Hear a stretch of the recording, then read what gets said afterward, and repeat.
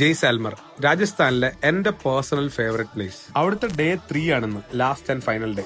തലേന്ന് രാത്രിയിലത്തെ ഡെസേർട്ട് സ്റ്റേയും കഴിഞ്ഞ് നമ്മൾ വന്ന് കുളിച്ച് റെഡിയായി പോകാൻ പോകുന്നത് ഇന്ത്യ പാക് ബോർഡറിലേക്കാണ്. ലോഞ്ചവാല ജയ്സാൽമർ ഫോർട്ടിൽ നിന്ന് 100+ കിലോമീറ്റേഴ്സ് ഉണ്ട് അങ്ങോട്ടേക്ക്. 1971 ഇന്ത്യ പാക് കോൺഫ്ലിക്ട് നടന്ന സ്ഥലം ആൻഡ് റീസെന്റ് മീഡിയയിലൊക്കെ വന്ന സ്ഥലമാണ്. ഇവിടെ നിന്നാൽ അപ്പുറത്തെ സൈഡിൽ പാകിസ്ഥാൻ ആർമി നിൽക്കുന്നത് കാണാൻ പറ്റും. And there is a watch tower too. Then we went to Yuddhasthal war memorial.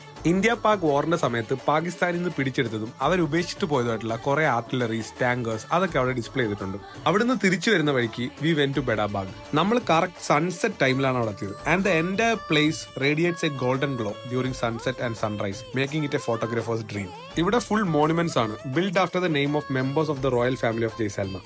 പല മോണുമെന്റ്സും പല സൈസിലാണ്. And the size of the monument indicates how important the person was. ബെഡാബാഗിന് അടുത്ത് തന്നെ ഒരു വൈഡർ ലേക്ക് ഉണ്ടായിരുന്നു, which makes it even more beautiful. ആ കാം ആൻഡ് സെറീൻ ആംബിയൻസിൽ ലേക്കിനെ ഫേസ് ചെയ്ത് സൺസെറ്റ് ആസ്വദിച്ച് നമ്മൾ അവിടെ ഇരുന്നു.